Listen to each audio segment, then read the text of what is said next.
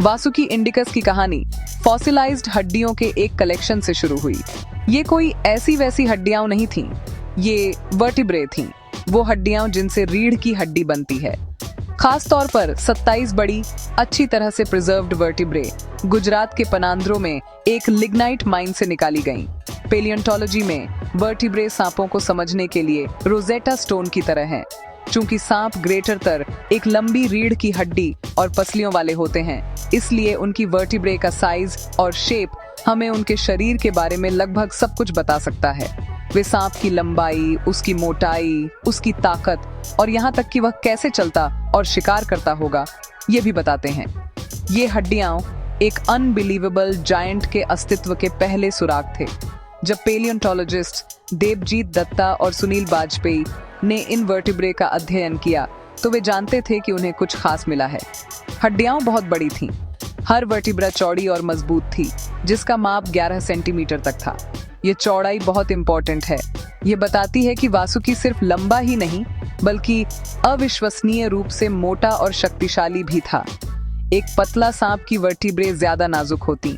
ये एक हैवीवेट की हड्डियां थीं, एक मस्कुलर बीस्ट जिसे ताकत के लिए डिजाइन किया गया था, स्पीड के लिए नहीं।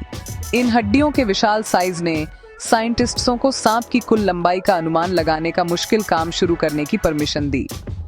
कुछ हड्डियों से एक एक्सटिंक्ट जानवर के साइज का अनुमान लगाना एक मुश्किल साइंस है। वैज्ञानिक जीवित सांपों में हड्डी के साइज और शरीर की लंबाई के बीच के रिश्तों का इस्तेमाल एक मॉडल बनाने के लिए करते हैं। उन्होंने वासुकी की वर्टिब्रे को मापा और उनकी तुलना आधुनिक पाइथन्स और बोअस, साथ ही एक्सटिंक्ट टिटेनोबोआ से की। इन कंपैरिजंस के आधार पर उन्होंने वासुकी इंडिकस के लिए एक पॉसिबल लंबाई रेंज की कैलकुलेशन की।